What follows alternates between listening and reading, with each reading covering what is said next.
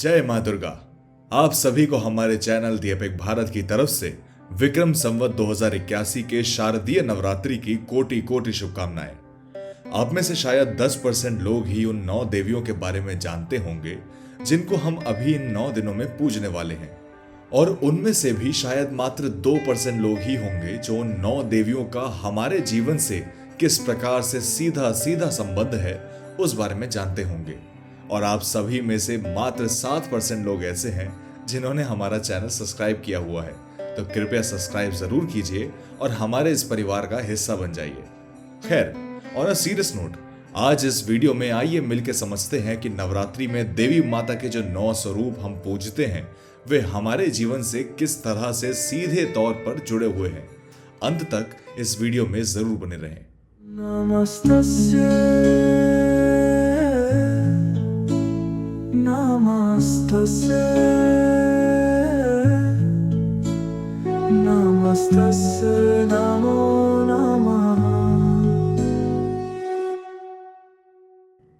इस वीडियो की शुरुआत से मैं माता रानी के 9 स्वरूपों के बारे में कुछ मेंशंस कर रहा हूं, तो आइए सबसे पहले जानते हैं कि देवी माता के वे 9 स्वरूप कौन से हैं। सबसे पहले आती हैं मां शैलपुत्री, फिर मां ब्रह्मचारिणी, फिर मां चंद्रघंटा, मां कूष्मांडा, मां स्कंद माता, फिर मां कात्यायनी, मां कालरात्रि, मां महागौरी और फिर अंत में आती है मां सिद्धदात्री। दोस्तों, अब आइए इस बात पर ध्यान केंद्रित करें कि ये 9 देवियां किस तरह से एक महिला के जीवन के अलग अलग फेजेस को दर्शाती है, और इसलिए हमारे धर्म में हमेशा से ही महिलाओं को देवी का स्वरूप माना गया है। सबसे पहले आती है शैलपुत्री।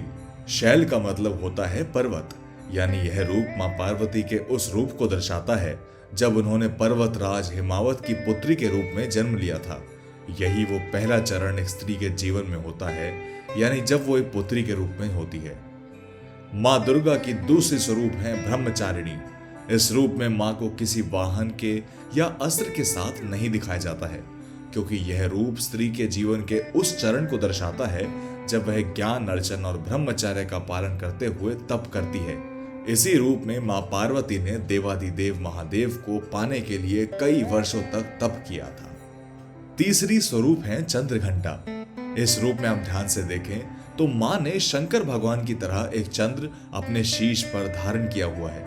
यह स्त्री के उस स्वरूप को दर्शाता है जब वह विवाहित हो जाती है। जिस प्रकार मां दुर्गा इस रूप में अपने पति भगवान शिव की पहचान उनके चंद्र को अपने साथ धारण कर रही हैं, उसी प्रकार हम भी देखते हैं कि स्त्रियां विवाह के बाद अपनी उदारता व अपने पति के लिए अपना प्रेम दर्शाते हुए उनकी पहचान, उनकी आइडेंटिटी को अपना लेती हैं। दोस्तों, चौथी स्वरूप है मां कूष्मांडा।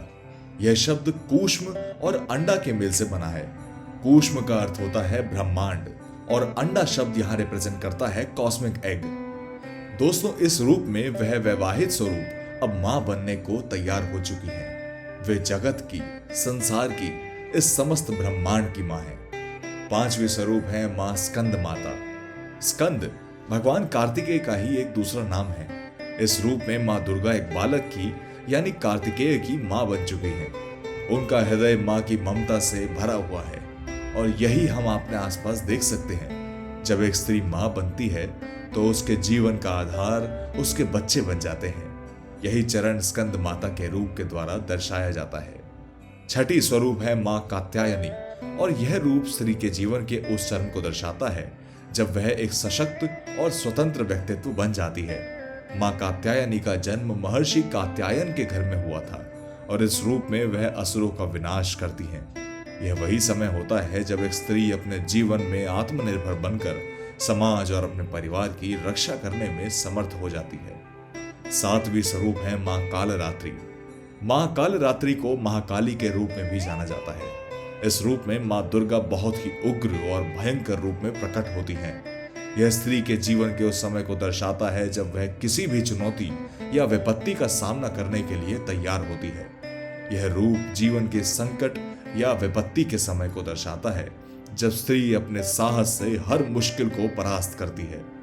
आठवीं स्वरूप है मां महागौरी।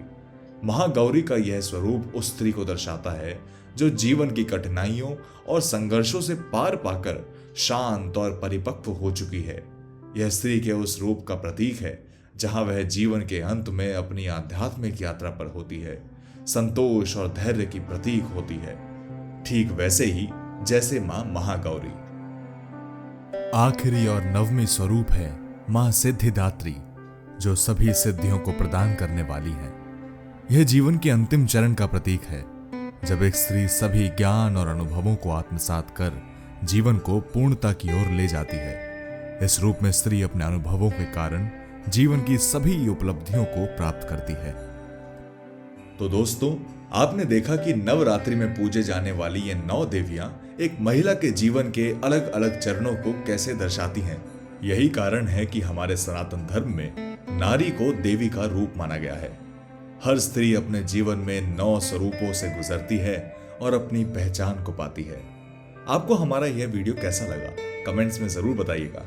अगर आपको हमारे द्वारा साझा की गई ये जानकारी अच्छी लगी हो तो वीडियो को लाइक करें, चैनल को सब्सक्राइब करें और अपने दोस्तों और परिवार के साथ जरूर शेयर करें। जय माता दी, हर हर महादेव। नवरात्रि की हार्दिक शुभकामनाएं।